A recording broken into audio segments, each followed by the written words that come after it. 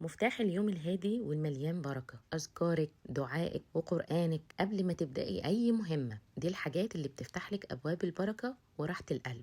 ازيكم عاملين ايه؟ يا رب تكونوا بخير. اهلا بيكم في قناتي المتواضعة عالم دعاء عسقلاني. لو اول مرة تشوفي قناتي ما تنسيش تعملي لايك للفيديو، سبسكرايب للقناة وتفعلي زر الجرس علشان يوصلك كل الفيديوهات الجديدة اللي بننزلها ان شاء الله.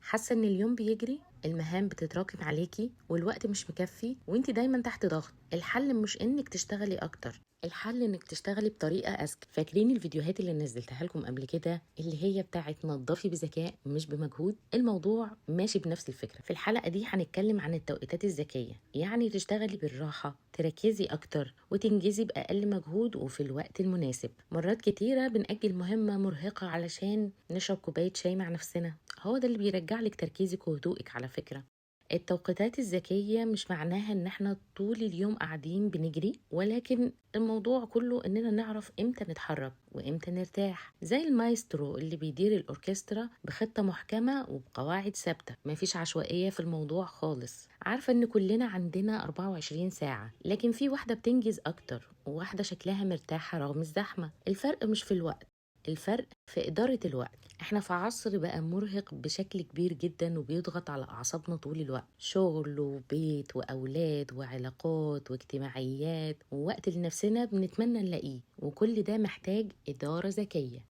يعني مش لازم تعملي كل حاجة في نفس اللحظة، او مطلوب منك ان انت تعملي كل حاجة في نفس اللحظة، بس نقدر ان احنا ندير كل حاجة بس بحكمة. الكمال مش هدف، والتوازن مش ان كل حاجة تاخد نفس المساحة. التوازن هو ان قلبك وعقلك يكونوا عارفين ايه اولوياتك.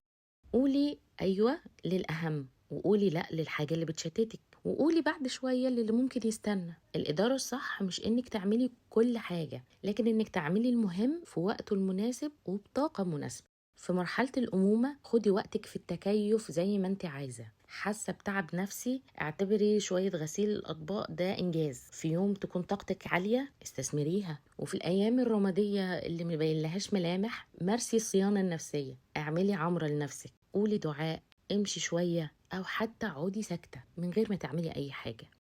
العلاقات كمان محتاجة وقت ودفى. البيت القوي أهم من المطبخ اللي بيلمع. وبالمناسبة احنا مش آلات، وهفضل أقولها لك طول الوقت، حبي نفسك. احنا أرواح بتعيش تقلبات الحياة، والإدارة الذكية بتبدأ من احترام نفسك وفهم المرحلة اللي انت فيها، مش مقارنة نفسك بحد تاني. مش لازم تبهري الناس، انت مش جاية الدنيا علشان تعجبي حد، بس لازم تعيشي بسلام. اختاري كل لحظة بوعي علشان تحسي بالبركة والرضا.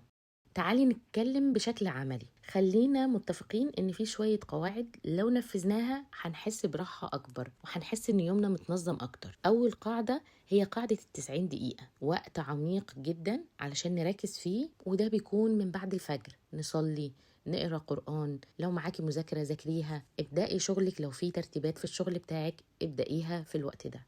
تاني قاعدة، قاعدة 20 دقيقة، المهام المتكررة، الحاجات اللي بنكررها كل يوم. تنظيف على السريع، توضيب للبيت، 20 دقيقة للترتيب، 20 دقيقة نرد على الرسائل، نمسك فيهم التليفون، الرسائل المتكومة فوق دماغنا، وهكذا الحاجات اللي بنعملها كل يوم.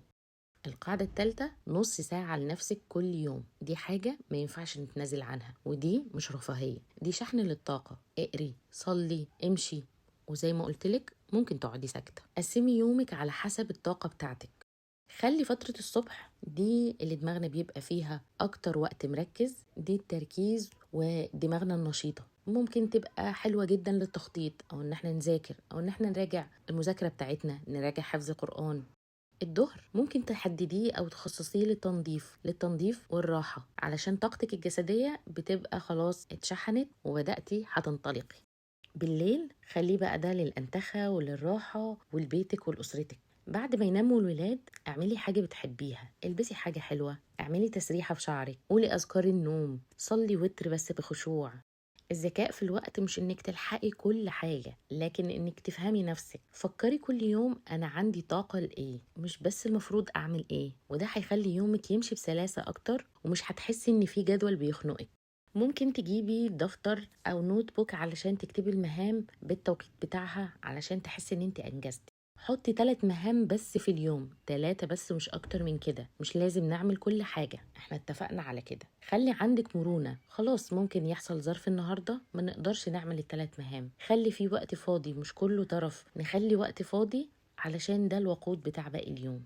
لو انت امرأة عاملة لازم تصحي قبل البيت كله بنص ساعة، ابدأي غذي روحك علشان تعرفي تقومي بباقي المهام بقية اليوم. غذي روحك ان انت تقولي اذكار، ان انت تقري ورد قرآن. لو انت ربة منزل بقى بيتك مسؤولية بس كمان في مساحتك، خدي بالك من نفسك، قسمي مهام الاسبوع، ما تخليش البيت ياخد كل طاقتك ومجهودك.